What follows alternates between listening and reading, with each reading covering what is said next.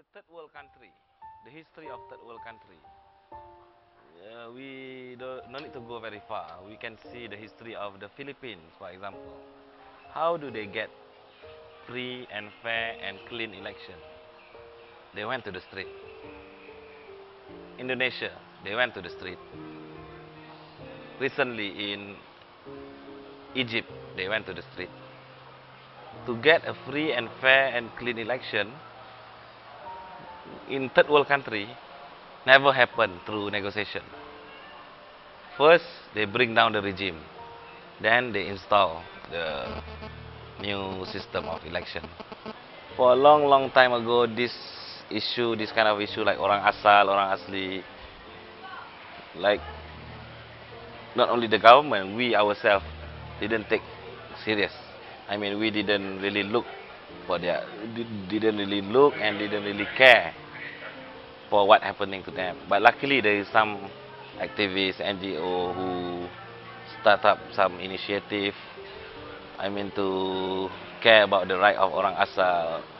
I think this kind of thing not only should be championed by the government, but we ourselves as the rakyat, in solidarity to the native people in this country.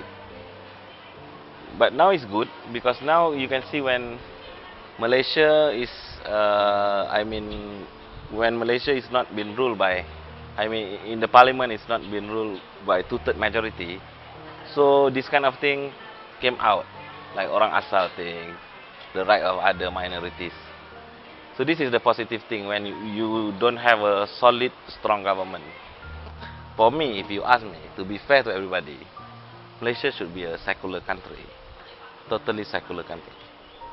But the reality is, the majority still, they don't even understand what is a secularism, you know. And one more problem with Malaysia, the constitution itself stated that the Malay is a Muslim. In this world, only two races claim a religion: Malay and the Jewish. The Jewish claim that they are the Judaism followers. So when this thing happened, like when even in the Prophet Muhammad place, like in the Arab world, they didn't say that the Arab is a Muslim. So when this happened in Malaysia, sometimes it creates some confusion. Like what they did for the Malay, it's been looked like it's the Muslim.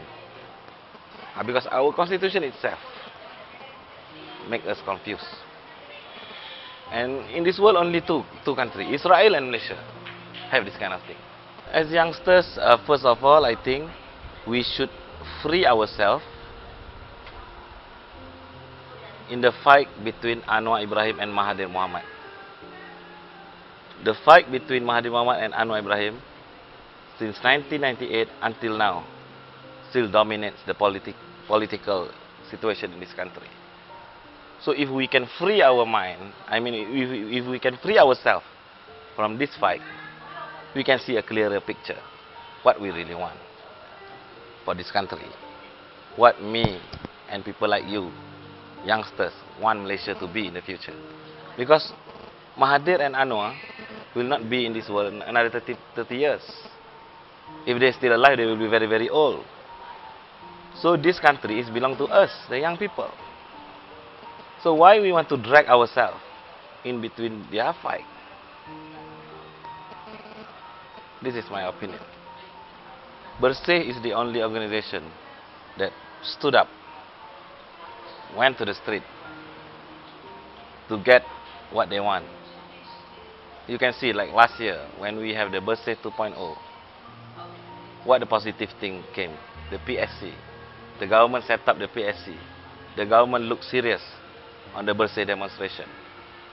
And in somehow, Bersih have achieved some of their demands, like the use of indelible ink.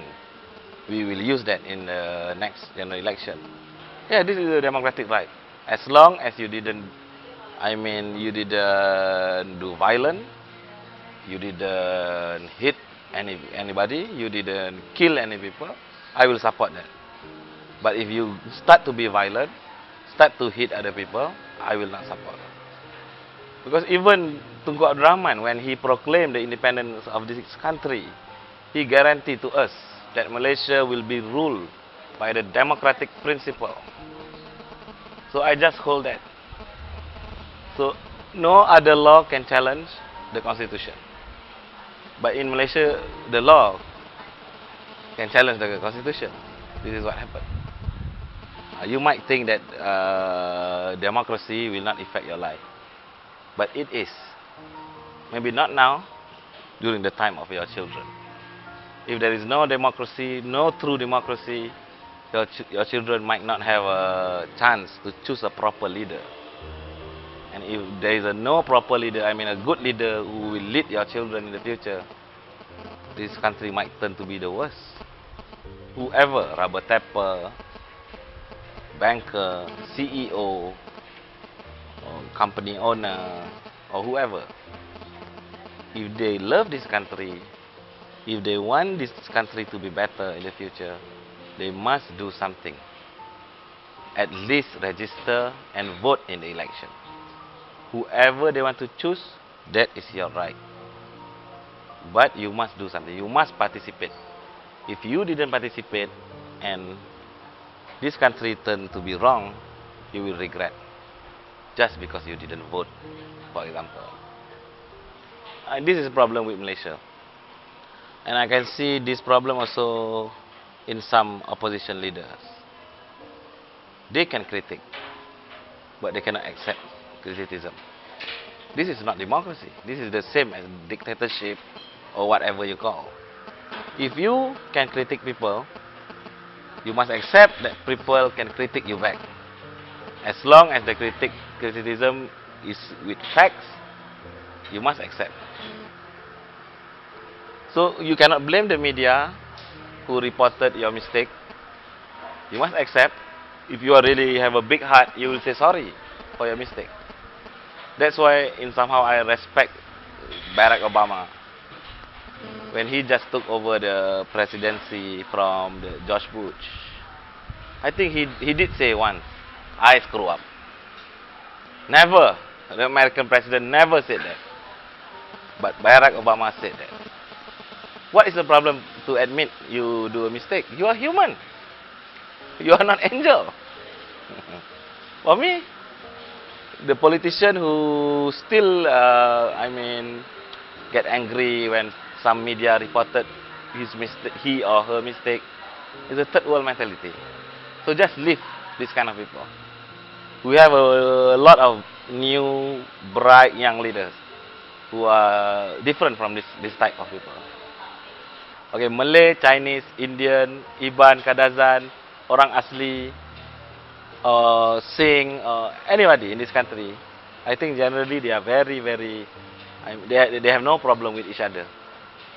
That's why they can live together for so long. But the problem in this country is the politician. The politician create hatred. Like for example, we have a extreme race group like Perkasa, Dongzong, and Hindra. These three groups, if you ask me, is the same. Sometimes the problem with our intellectual or middle class people, they only blame Perkasa. But when it comes to Dongzong, they're afraid. They blame Hindra, but they're afraid to touch Dongzong. Why is that? Maybe Dongzong have a strong support of financial, or Dongzong is really one who rule this country. We cannot be biased. If you ask me, this three group is dangerous. When you start to champion your own race, it's very dangerous in the multicultural society. So if you want to blame Perkasa, blame also Dongzong, blame also Hindra, then it's fair. Because like people like me, for example, who study in, my primary school is in St. John, and my secondary school in high school. This kind of school is a sekolah kebangsaan, where we mix with the Indian and Chinese. we have no problem. Until Form 5. Until we finish SPM, the problem came. When we got the result, some people can go to the university, some people must go to the Form 6, some people will go to private college. Because of the system that we practice now, need a change. Because this, the problem start after SPM. From Standard 1 till Form 5, you don't see any problem. The problem come after the SPM result. When some, like the Malay, can go to the university straight away, Chinese and Indian should go to Form 6. I think this should revive. I don't agree with this thing. Because before 1969, we don't have this system. And we can live peaceful and harmony. And we still have a bright Malays. We cannot say that if the government didn't give some quota to the Malay. We have.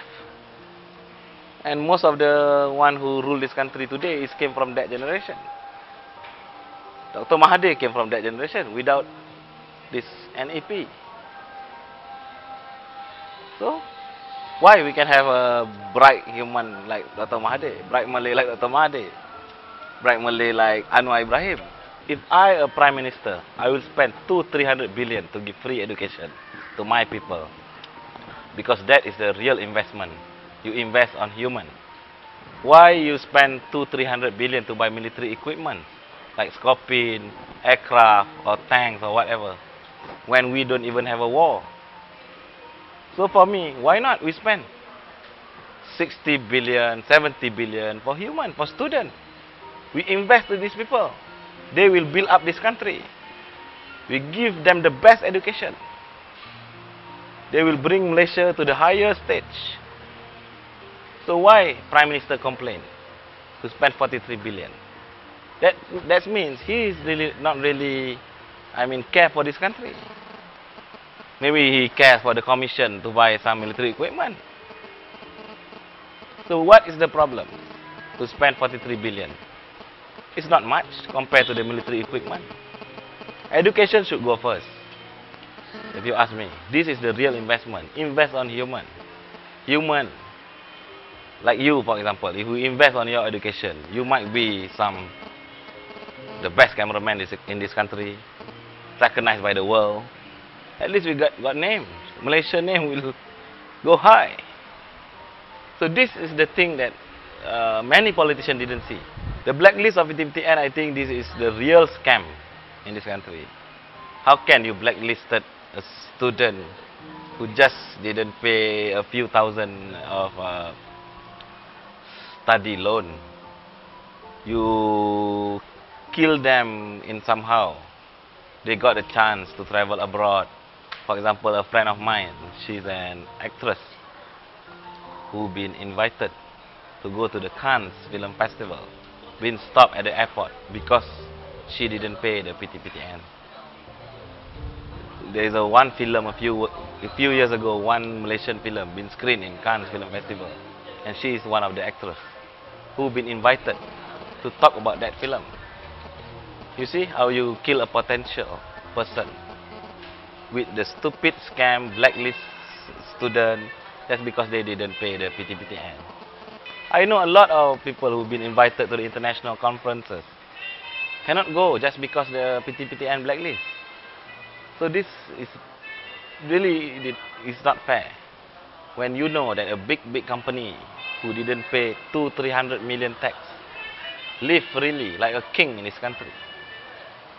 How can a student who just borrowed 6,000 ringgit didn't pay and then you want to blacklist them? This is really not fair. And I heard there is one guy who bring this case up in the court. I really support him. I hope he will win his case and be a president. And this is what Malaysians should be. When they've been oppressed, don't just keep quiet. Stand up and fight.